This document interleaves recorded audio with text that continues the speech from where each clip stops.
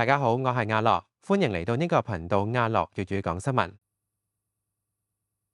今日想同大家講香港樓市一個幾實在嘅變化。先由一篇報導講起。香港經濟日報地產站早前引用美聯數據提到，今年3月，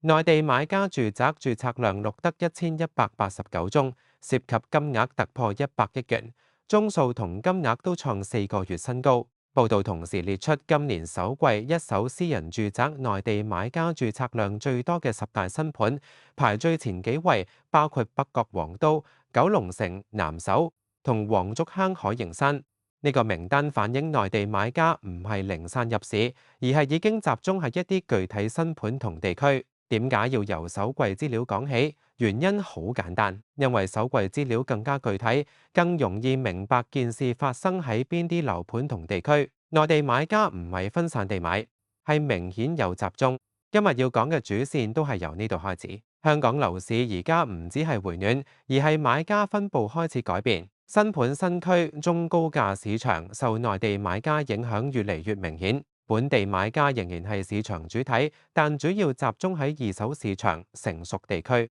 同入場門檻相對低啲嘅樓。如果只係睇一個月，可能有人會覺得呢個現象未必代表全局，所以要再拉闊少少睇。美聯另一份分析提到，全面撤辣之後2年，即係由2024年3月至2026年2月。內地買家喺香港一二手住宅一共錄得27,702宗註冊，涉及資金2884億元。喺整體個人買家入面，內地買家註冊量佔比去到23%，金額佔比去到32.8%，即係話如果用宗數去睇，差唔多每4個個人買家就有1個屬於內地買家。如果用銀碼去睇，比例仲高。呢組數字有2個意思。第一，內地買家而家唔係零散個案，已經係市場入面一股穩定力量。第二，佢哋買入嘅樓平均較貴，所以對中高價市場同新盤市場嘅影響比整體平均數字更明顯。所以今日重點唔係單純講內地買家多咗，更值得留意嘅係香港樓市入面唔同類型買家開始集中喺不同地方。呢個變化會影響之後邊類樓先旺，邊啲區先有反應。講到呢度，要講得再清楚啲。所謂最先有反應，具體係講緊邊啲樓會先多人買，最先交投轉旺。答案主要係3類。第一類係一手新盤，第二類係中高價單位，第三類係部分豪宅盤。美聯資料顯示，撤辣之後2年，內地買家總共涉及2884億元資金，當中有60%流向一手私人住宅市場，即係大約1738億元。再睇高價樓盤，一手私人住宅如果成交價超過5000萬元，個人買家入面，內地買家佔比超過70%，即係樓價越高，內地買家比重通常越高。所以當市場先旺起嚟嗰部分，未必係本地買家最受惠嗰部分。意思就係，最先旺起嚟嘅多數係一手新盤、中高價新樓同部分豪宅。呢一批樓本來就唔係大部分本地買家最容易入手嘅樓。對好多本地買家嚟講，佢哋平時留意嘅仍然係二手樓、上車盤或者成熟地區嘅中小型單位。當市場消息成日集中講新盤旺、豪宅有成交，感受上就會有落差。講到熱門地區，啟德一定要講，但要講得準確。啟德唔係唯一例子，但佢係一個最有代表性嘅例子。美聯統計顯示，撤辣之後2年，內地買家註冊量最高嘅5個地區，依次係啟德、中西區、將軍澳、長沙灣、深水埗同黃竹坑深灣。當中啟德排第一，有3050宗，當中2786宗屬一手，顯示買家明顯偏向新盤。美聯仲指出，全港超過20%內地一手買家選擇咗啟德區新盤。啟德有代表性，原因唔複雜。第一，啟德新樓多；第二，規劃完整；第三，交通、商場、體育園、海濱同整體居住環境都比較新。簡單講，啟德代表住香港未來幾年最重要嗰批新樓。當內地買家集中喺呢類地區，市場首先有反應就唔奇。不過香港唔係只得啟德受影響，中西區吸引一批重視地段、教育同通勤嘅買家。將軍澳一手、二手較平均，長沙灣深水埗有交通同舊區活化因素，黃竹坑深灣則幾乎完全偏向一手，即係話內地買家唔係只追一種樓，而係喺唔同地區有唔同原因。啟德最有代表性係因為佢最能夠反映新區同新盤受歡迎呢件事。如果再講清楚本地買家主要集中喺邊度，成件事會更完整。本地買家到而家仍然係市場主體，問題唔係本地買家消失，而係本地買家主要集中嘅地方同內地買家熱門地區開始唔一樣。從美聯同首季10大新盤名單去睇，內地買家集中喺新盤比例高嘅地方，尤其係北角、九龍城、黃竹坑、紅磡、啟德呢類有新盤供應或者近年發展快嘅區。相對而言，本地買家較多停留喺二手市場、成熟地區同入場門檻較低嘅單位。呢個分佈唔難理解，好多本地買家考慮樓價、首期供款壓力同實際生活範圍，所以會集中喺自己比較熟悉、配套成熟、選擇較多嘅二手市場。另一邊，內地買家如果本身係新來港住戶專才，或者有較高購買力，佢哋較容易接受新區、新樓、大型屋苑同中高價單位。所以而家香港樓市出現嘅唔係簡單一條線，而係兩個比較明顯嘅方向。一邊係本地買家主力活動嘅成熟區同二手樓，另一邊係內地買家較集中嘅新盤新區同部分中高價市場。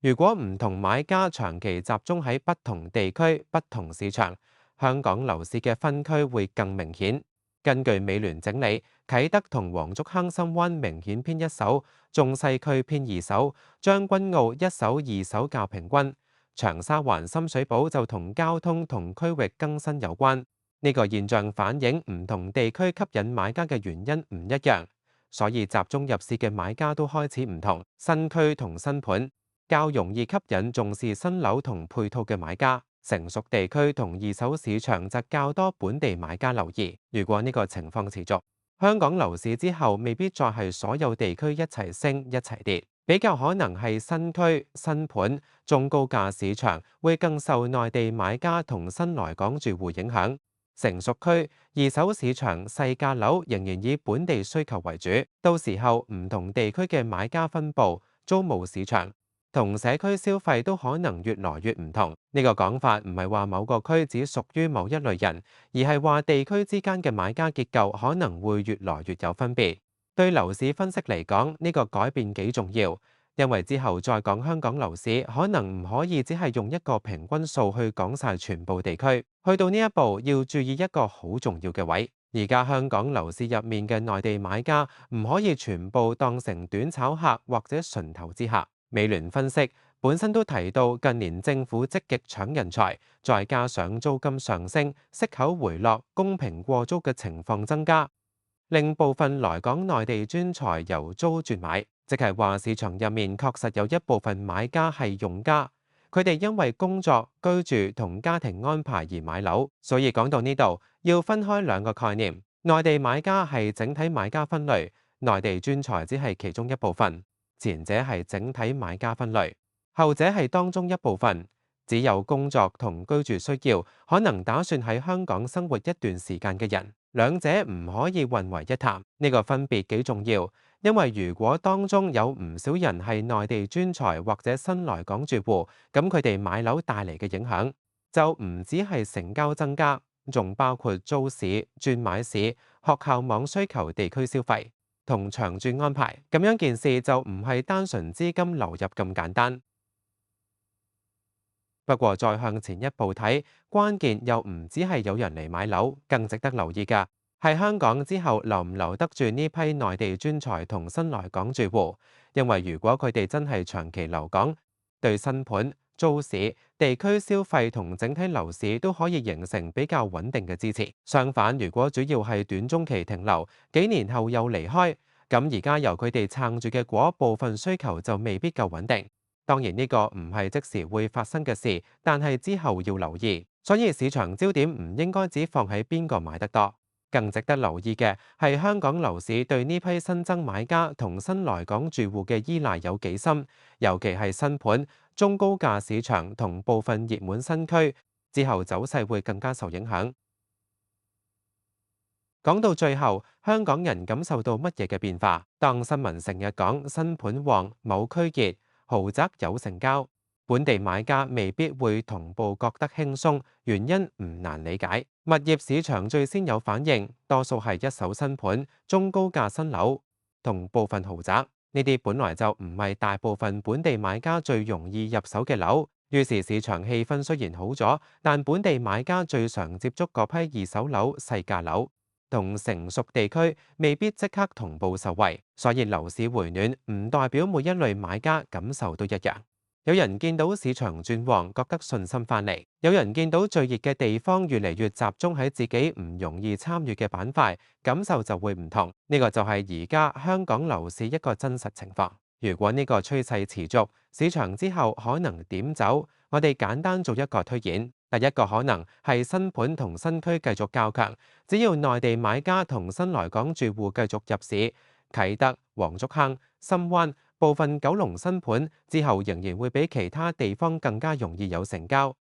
更加容易保持熱度，因為而家買家分佈已經見到明顯方向。第二個可能係租市先受惠，買賣未必全面一齊旺。美聯分析已經提到，部分內地專才係由租轉買，咁即係話呢批人喺正式買樓之前，通常會先租樓。呢類需求如果持續，部分地區租市可能先受惠，之後先慢慢反映去買賣市場。第三個可能係分區會更明顯，新區新盤、中高價市場會繼續較受內地買家影響，成熟區二手市場細價樓仍然主要由本地需求支撐。咁樣落去，香港樓市之後可能唔會再用一個平均數就講得清。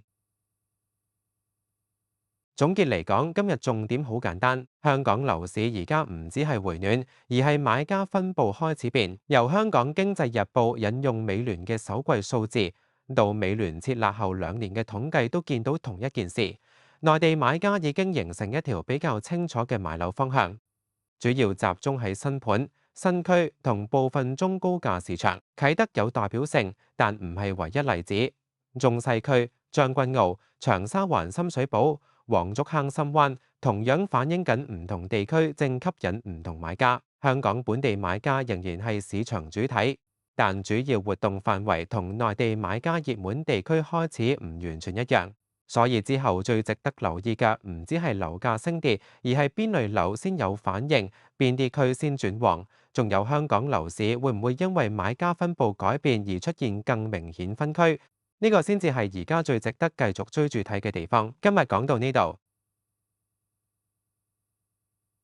如果你對今次嘅內容有更多嘅睇法，歡迎留言一齊傾。我哋下次再見。